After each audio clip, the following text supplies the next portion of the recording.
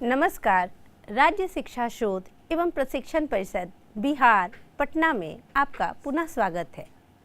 बच्चों, आज की कक्षा में हम कक्षा 11वीं के विषय हिंदी के पाठ संख्या 10 जो कि कविता है जगन्नाथ और जिसके कवि हैं केदारनाथ सिंह, इस पाठ से संबंधित कुछ वस्तुनिष्ठ प्रश्नों को जानेंगे।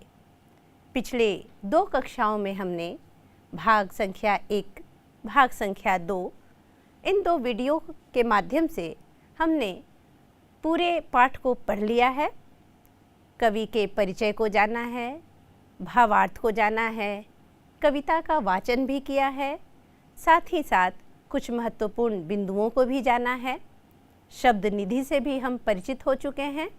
तो आज की कक्षा में हम इन संपूर्ण पाठ के पश्चात वस्तुनिष्ठ प्रश्नोत्तरों को करेंगे और यह जानेंगे कि पाठ जो हमने पढ़ा है उसकी हमारी समझ कितनी सुदृढ़ हुई है। तो आइए वस्तुनिष्ठ प्रश्नोत्तरों को करें। आपको स्क्रीन पर वस्तुनिष्ठ प्रश्नोत्तर दिखाई दे रहे होंगे। हम एक एक करके प्रत्येक प्रश्न पर चर्चा करेंगे। पहला प्रश्न है, केदारनाथ सिंह का जन्म कब और कहाँ हुआ? चलिए उत्तर देखते हैं। उत्तर है 1932, चकिया, जिला बलिया, उत्तर प्रदेश। 1932 में बलिया जिला में उत्तर प्रदेश में केदारनाथ सिंह जी का जन्म हुआ। स्थान का नाम है चकिया। आइए अब हम दूसरे प्रश्न की ओर चलते हैं। दूसरा प्रश्न है, केदारनाथ सिंह पेशे से क्या थे? याद है आपको? हमने कविता में पढ़ा भी था। कविता की एक पंक्ति थी कि खाता हूँ पीता हूँ, क्लास में जाकर बकबक कराता हूँ। क्लास में बकबक कराता हूँ। इन पंक्तियों के माध्यम से स्पष्ट पता चलता है कि वे क्लास में जाकर पढ़ाने का कार्य करते थे। तो इसका उत्तर क्या होगा? आइए देखते हैं। जी हाँ, उत्तर आपके स्क्रीन पर दिख रहा है। उत्तर है शिक्षक। केदारनाथ सिंह जी पेशे से शिक्षक थे। आइए अब हम तीसरे प्रश्न की ओर चलते हैं। तीसरा प्रश्न है, केदारनाथ सिंह की कौन सी कविता लंबी एवं मशहूर है? बच्चों, हमने साहित्यिक परिचय और जीवन परिचय में भी यह कई बार जाना है कि केदारनाथ सिंह लंबी कविताएं लिखा करते थे और बिंबों के तो वे महारथी ही थे। तो इसी क्रम में हमने एक कविता का बार बार जिक्र किया था। आपको स्मरण में आ रहा होगा। जी हाँ, बिल्कुल सही। कविता का नाम है, आइए स्क्रीन पर देख लेते हैं। जी हाँ, उत्तर है बाघ। बाघ कविता केदारनाथ सिंह की काफ़ी लंबी एवं मशहूर कविता है। आइए अब हम चौथे प्रश्न की ओर चलते हैं। चौथा प्रश्न है, केदारनाथ सिंह रचित कविता संग्रह कौन कौन सी है? यानी केदारनाथ सिंह ने किन किन कविताओं का कविता संग्रह किया है? चलिए उत्तर देखते हैं।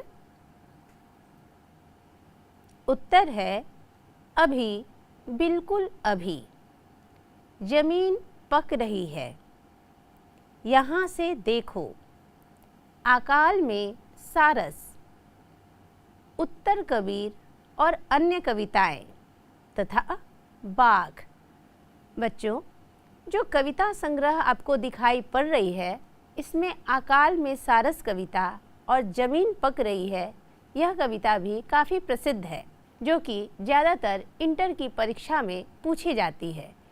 तो केदारनाथ सिंह के परिचयों में आप इनके कविता संग्रह का नाम जरूर याद रखेंगे। बाघ लंबी कविता होने के कारण और मशहूर भी है, वह भी पूछी जाती है। अकाल में सारस, जमीन पक रही है, यह तीनों कविता संग्रह ज़्यादातर प्रश्न पूछा जाता है, तो आप इसे अच्छी तरीके से याद कर लेंगे। आइए तो हम अब 5वें प्रश्न की ओर चलते हैं। 5वां प्रश्न है, केदारनाथ सिंह ने कब कविता लिखना प्रारंभ किया? चलिए देखते हैं। उत्तर है 20वीं सदी के छठे दशक में।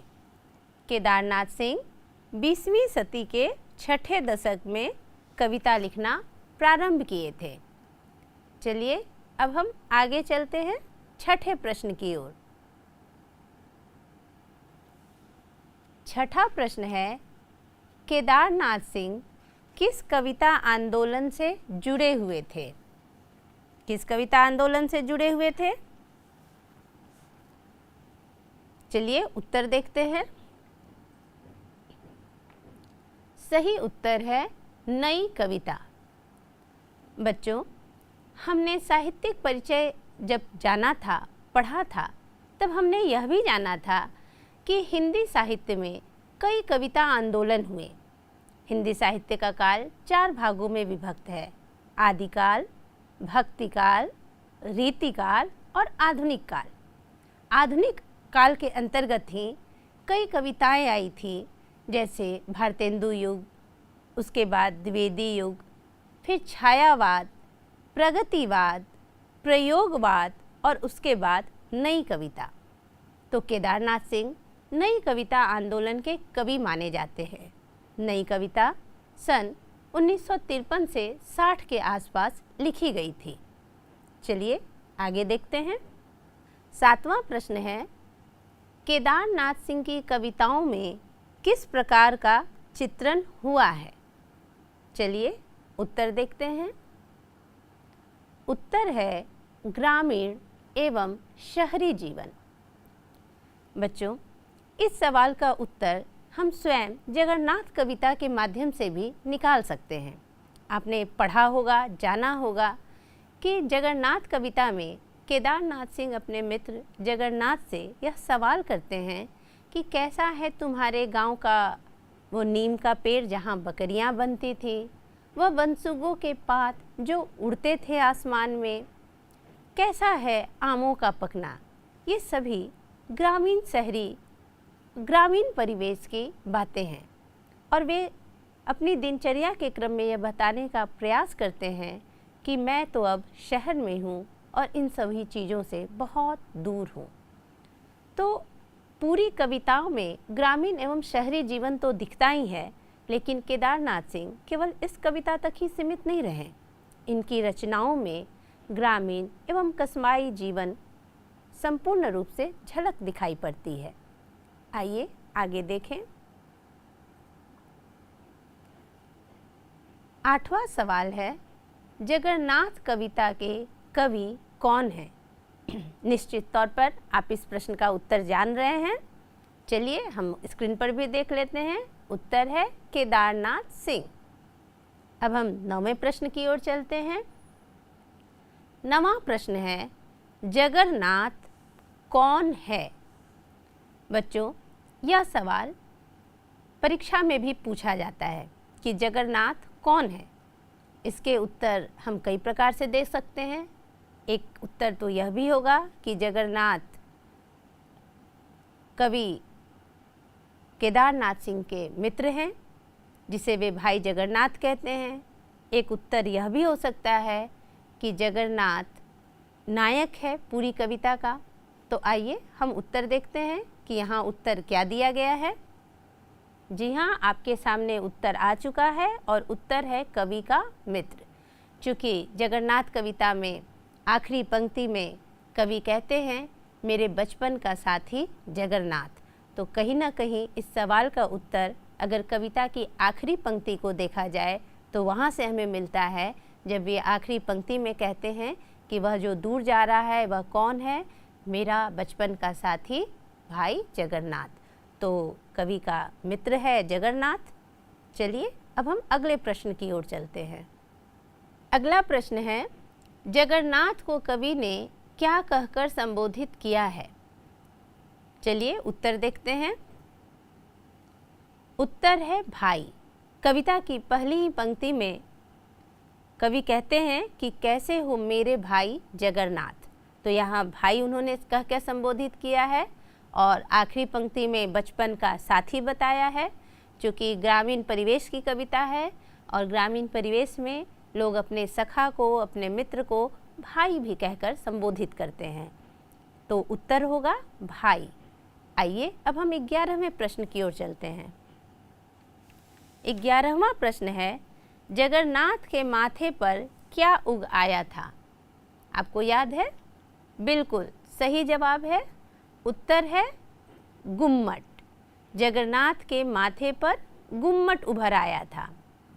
आइए अब हम 12वें प्रश्न की ओर चलते हैं। 12वां प्रश्न है, कवि गांव के किस पेड़ की चर्चा जगन्नाथ से करता है? याद कीजिए, उत्तर है नीम का पेड़। कवि गांव में नीम का पेड़ कैसा है यह कहते हुए जगन्नाथ से एक जगह सवाल करते हैं। तो यहाँ उत्तर होगा नीम का पेड़। बच्चों, आप संशय में नहीं पड़ेंगे। कविता की आगे की कुछ पंक्तियों में आमों का भी जिक्र है, लेकिन आप याद रखेंगे, ध्यान से देखेंगे तो समझ जाएंगे कि कविता में आम का जिक्र है, न कि आम के पेड़ का। और यहाँ सवाल पूछा गया है किस पेड़ का जिक्र है। तो जब पेड़ के जिक्र की बात आएगी तो पेड़ का नाम है नीम का पेड़। चलिए अब हम आगे प्रश्न देखते हैं। अगला प्रश्न है, कवि को किस फल के स्वाद और खुशबू की याद आती है? बच्चों, अभी अभी हमने 12वें प्रश्न के उत्तर के संबंध में ही 13वें प्रश्न का भी जिक्र कर लिया है, उसकी चर्चा कर ली है कि कविता की पंक्ति में एक जगह नीम का पेड़ आया है, जहाँ वे पूछते हैं कि कैसा है वह नीम का पेड़ जहाँ तुम्हारी बकरियाँ बनती थी। और साथ ही साथ कविता को जब हम आगे बढ़ाएंगे तो वहाँ हमने पढ़ा था कि वे पूछते हैं कि बारिश हो रही है गाँव में, क्या आमों का पकना शुरू हो गया है? और फिर उसके स्वाद, सुगंध की वे बात करते हैं। तो आमों का पकना यानी कि फल की बात कर रहे हैं, और पेड़ की का जब जिक्र करते हैं तो नीम के पेड़ की। तो यहाँ उत्तर है कि किस फल के स्वाद और खुशबू की बात कर रहे हैं। तो क्या होगा उत्तर? उत्तर होगा आम। चलिए अब हम 14वें प्रश्न की ओर चलते हैं। 14वां प्रश्न है, जगन्नाथ को कवि के शब्दों से किसकी गंध आती है? बच्चों, यह संपूर्ण कविता का सबसे मार्मिक प्रसंग है कि जब कवि बहुत खुशी से अपने मित्र से जब मिलते हैं बहुत दिनों के पश्चात, तो वो बहुत सवाल करते हैं बगैर उनके उत्तर की प्रतीक्षा के। उनके भीतर इतना सवाल रहता है कि वो एकाएक करके एक के बाद बस निरंतर सवाल पूछते चले जाते हैं। वे उत्तर की भी प्रतीक्षा नहीं करते अपने मित्र की। लेकिन इन पंक्तियों के माध्यम से कवि यह बताना चाहते हैं कि उनका मित्र उन्हें संदेहास्पद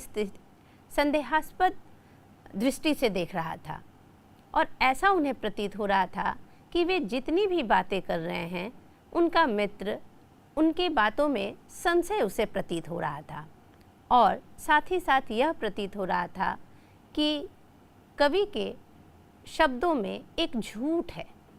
तो कवि ने स्वयं कहा है कि मेरे मित्र को ऐसा लग रहा था जैसे मैं जितनी भी बातें कर रहा हूँ उन सब में एक झूठ की गंध आ रही है। सवाल यहीं से किया गया है। आइए पुनः स्क्रीन पे सवाल को देखते हैं। सवाल पूछा गया था कि जगन्नाथ को कवि के शब्दों से किसकी गंध आती है, जिसका उत्तर है झूठ की गंध। आइए अब हम 15वें प्रश्न की ओर चलते हैं। 15वां प्रश्न है, कवि ने बचपन का साथी किसे कहा है? सवाल पुनः दोहराया गया है कि कवि ने बचपन का साथी किसे कहा है। बच्चों, कविता की आखिरी पंक्ति में जब कवि कहते हैं कि मेरा मित्र ऐसा लग रहा था कि वह जा रहा है और वे उसे रोकते नहीं हैं, कहते हैं कि तुम जाना चाहते हो तो जाओ, चले जाओ, और वह चीरता फाड़ता हुआ धीरे धीरे वह मित्र धूमिल होता जाता है, आँखों से ओझल होता चला जाता है। और वे कहते हैं कि जो जा रहा है वो कौन है? वो मेरे बचपन का साथी है, मेरा मित्र है जगन्नाथ। तो यहाँ पे उन्होंने बचपन का साथी शब्द कविता की पंक्ति में यह शब्द दिया है। तो इसका उत्तर क्या होगा? निश्चित ही इसका उत्तर है कि कवि ने बचपन का साथी किसे कहा है? तो कवि ने बचपन का साथी शब्द जगन्नाथ के लिए प्रयोग किया है। आइए अब हम 16वें प्रश्न की ओर चलते हैं। 16वां प्रश्न है, जगन्नाथ कविता का नायक कौन है? बच्चों, अभी अभी हमने कुछ प्रश्नों को पढ़ा। उन प्रश्नों में से एक प्रश्न यह आया था कि जगन्नाथ कौन है, और उस क्रम में मैंने यह चर्चा भी कर दिया था कि उसका उत्तर 2 हो सकता है। जबकि अब यहाँ हमारे सामने दोनों सवाल खुलकर आ चुके हैं, यानी प्रत्येक सवाल का एक एक उत्तर होगा। पहला सवाल जो था कि जगन्नाथ कौन है, जिसका उत्तर हमने दिया था कि वह कवि का मित्र है। और पुनः यह सवाल पूछ लिया गया है कि कविता का नायक कौन है, कौन सा होगा? पूरी कविता को अगर हम ध्यान से पढ़ेंगे तो इसमें 2 पात्र आते हैं। एक पात्र स्वयं कवि है और दूसरा प्रमुख पात्र है जगन्नाथ, जिससे कवि की बातचीत हो रही है। तो पूरे कविता में जो संबोधित किया गया है जगन्नाथ को, और जगन्नाथ का नाम भी आया है, और पूरी कविता का नायक जो केंद्र बिंदु होता है वही नायक होता है। पूरी कविता में कवि कह जरूर रहे हैं, लेकिन किससे कह रहे हैं? तो जगन्नाथ से। मिलता कौन है? तो जगन्नाथ।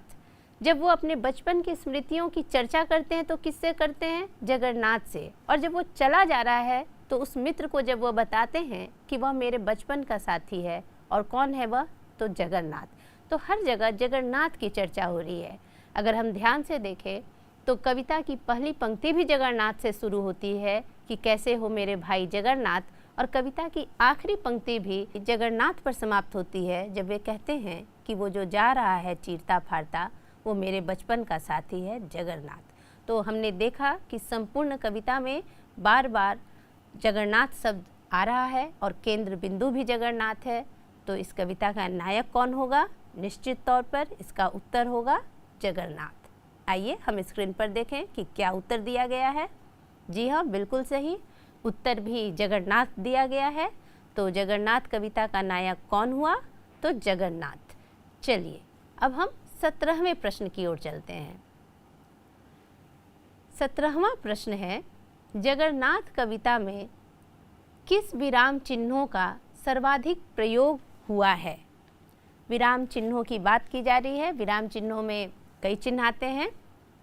बच्चों, जब हमने कविता को पढ़ा था और आपने कविता को जब स्क्रीन पर देखा होगा तो आपने महसूस किया होगा कि प्रत्येक 2 या 3 पंक्ति के बाद एक प्रश्नवाचक चिन्ह जरूर दिया गया है। जैसे कैसे हो मित्र जगन्नाथ, वहाँ भी प्रश्नवाचक चिन्ह है। या तुम्हारे ललाट पर गुम्मट सा क्या उगाया है, क्या आम पक रहे हैं, क्या बारिश शुरू हो गई है। हर जगह प्रश्न पूछे गए हैं।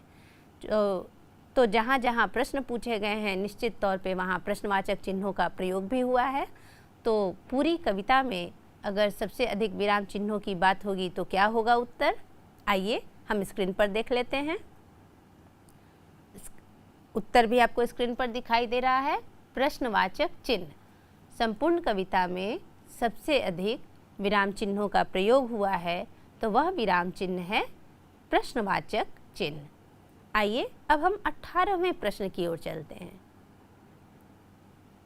18वां प्रश्न है, कविता का शीर्षक जगन्नाथ तद्भव रूप है, इसका तत्सम रूप क्या होगा? बच्चों, तद्भव रूप में शीर्षक का नाम दिया गया है और प्रश्न पूछा गया है कि इसका तत्सम रूप क्या होगा।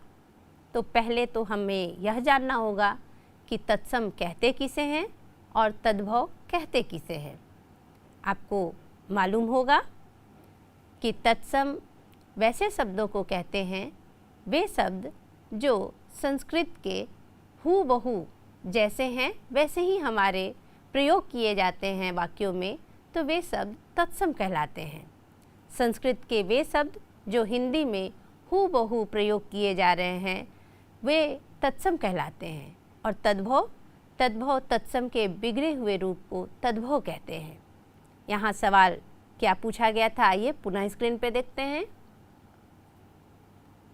सवाल पूछा गया था, कविता का शीर्षक जगन्नाथ तद्भव रूप है, इसका तत्सम रूप क्या होगा? और उत्तर दिया हुआ है जगन्नाथ। बच्चों, जगन्नाथ और जगन्नाथ तद्भव रूप है, जगन्नाथ तत्सम रूप है, और शीर्षक दिया गया है तद्भव रूप पे। कारण क्या होगा? कारण स्पष्ट है कि कविता ग्रामीण जीवन के विषय में लिखी गई है, ग्रामीण परिवेश की चर्चा की गई है कविता में, आंचलिक शब्दों का इसीलिए प्रयोग किया गया है। यही कारण है कि कवि ने कविता का शीर्षक तत्सम रूप न दे करके तद्भव रूप दिया है। तत्सम रूप शहरी जीवन को परिभाषित कर सकता है, लेकिन तद्भव रूप संपूर्णतः ग्रामीण जीवन का परिचायक होता है। यही कारण है कि शीर्षक का चयन करने में कवि ने ध्यान रखा है कि जगन्नाथ न होकर शीर्षक जगन्नाथ दिया जाए, जो कि उचित भी है और सटीक भी है। आइए अब हम 19वें प्रश्न की ओर चलते हैं। 19वां प्रश्न है, केदारनाथ सिंह रचित किसी एक व्यक्ति चरित्र कविता का नाम बताएं। बच्चों, हमने महत्वपूर्ण बिंदुओं के माध्यम से यह जाना था कि केदारनाथ सिंह ने कई रचनाएं की हैं जो व्यक्ति चरित्र कविताएं भी हैं। व्यक्ति चरित्र का अर्थ क्या होता है?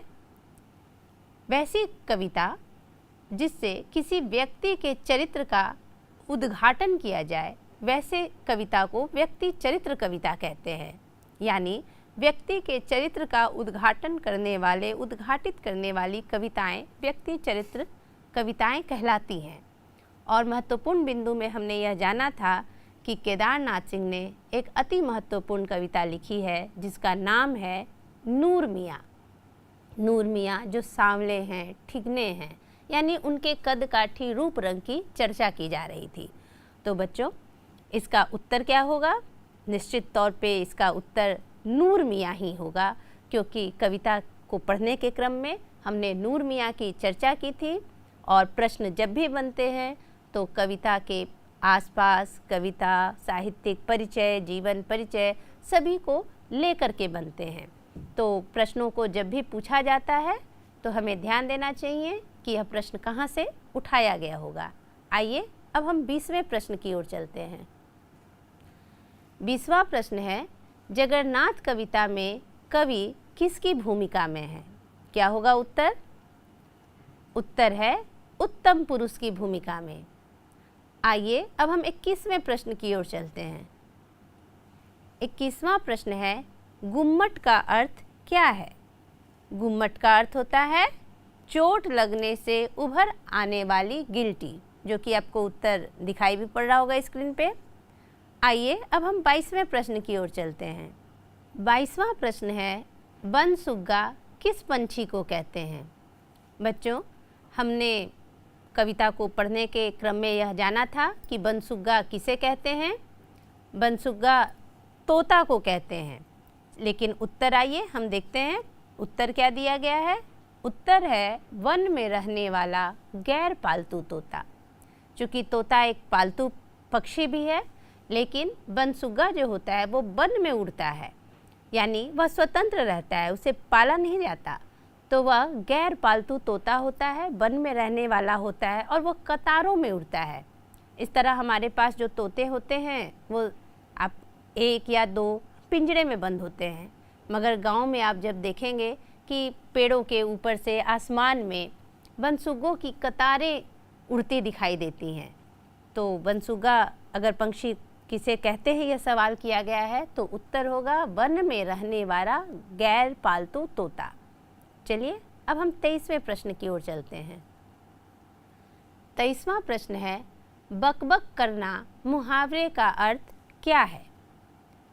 कविता की पंक्ति में यह आया था कि खाता हूँ, पीता हूँ, बकबक कराता हूँ क्लास में।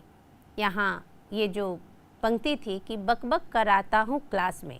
तो बकबक करने का अर्थ पूछा गया है क्योंकि बकबक करना एक मुहावरा है। आइए उत्तर देखते हैं स्क्रीन पर। उत्तर है फालतू बोलना, व्यर्थ बोलना। बकबक करने का अर्थ हुआ फालतू बोलना और व्यर्थ बोलना। लेकिन यह सोचने की बात है कि कवि केदारनाथ सिंह ने जब कविता को लिखा होगा तो यह अपने विषय में ही यह क्यों लिखा होगा कि मैं क्लास में जाता हूँ, खाता हूँ, पीता हूँ और क्लास में जाके बकबक कराता हूँ। बच्चों, यहाँ उन्होंने एक व्यंग किया है और व्यंग है कक्षा में बकबक करने के लिए नहीं, बल्कि उनकी दिनचर्या के लिए।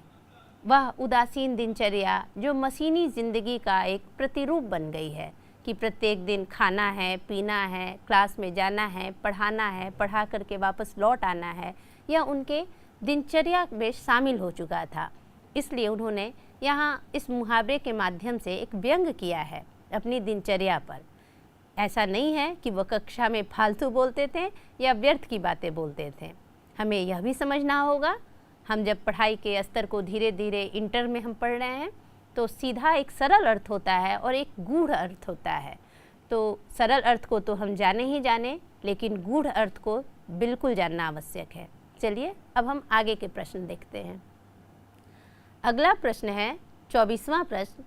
जगन्नाथ कविता में कवि के द्वारा किस प्रकार के वक्तव्य का प्रयोग किया गया है? आइए उत्तर देखते हैं। उत्तर है एकालाप। एकालाप का अर्थ क्या होता है? एक धन आलाप, एक जोड़ आलाप। आलाप यानी जो हम बोल रहे हैं और एक यानी जो सिंगल व्यक्ति, अकेला व्यक्ति बोल रहा है। बातचीत दो लोगों में कम से कम होनी आवश्यक है। जब दो लोगों के बीच बातें होती हैं तो वह वार्तालाप होती है। कुछ बातें मैंने की, फिर आपने की, और फिर सामूहिक भी हो सकता है। किंतु एकालाप होता है जो स्वयं से अकेले में एक ही व्यक्ति आलाप करता है। आपने देखा होगा कि कविता में जगन्नाथ जो है वह केवल सुन रहा है और बोले कौन जा रहे हैं? केवल केदारनाथ सिंह। तो किस प्रकार के वक्तव्य का प्रयोग हुआ है? एकालाप का। आइए अब हम 25वें और आखिरी प्रश्न पर चर्चा करते हैं। प्रश्न आपके सामने है। प्रश्न है, कल्पना और छायावाद आलोचना पुस्तक किसकी है? क्या होगा उत्तर? सही उत्तर है केदारनाथ सिंह। केदारनाथ सिंह की एक आलोचना पुस्तक है जो काफ़ी प्रसिद्ध है, जिसका नाम है कल्पना और छायावाद। यह सवाल भी अक्सर इंटर की परीक्षाओं में पूछा जाता है। कुछ सवाल केदारनाथ सिंह की कृतियों से ज़रूर होता है, कुछ सवाल कवि की कृतियों से ज़रूर पूछा जाता है। हम जिस भी पाठ को पढ़ते हैं यही कारण है कि उससे कुछ सवाल भी पूछा जाता है कि इनकी प्रमुख कृतियों को कौन कौन सी उनकी प्रमुख कृतियां हैं। ऐसे सवाल अक्सर पूछे जाते हैं। तो बच्चों, हमें हर प्रकार के सवाल के लिए तैयार रहना चाहिए, बोर्ड की परीक्षा के लिए, इंटर की परीक्षा के लिए। तो आज का हमने 25 वस्तुनिष्ठ प्रश्न उत्तर किया है और इन 25 वस्तुनिष्ठ प्रश्न उत्तर से हमने अपनी समझ को और मजबूत कर लिया है। तो बच्चों, आशा है कि अब आप कविता जगन्नाथ और कवि केदारनाथ सिंह के परिचय को अच्छी तरह से समझ लिए होंगे, जान लिए होंगे। धन्यवाद।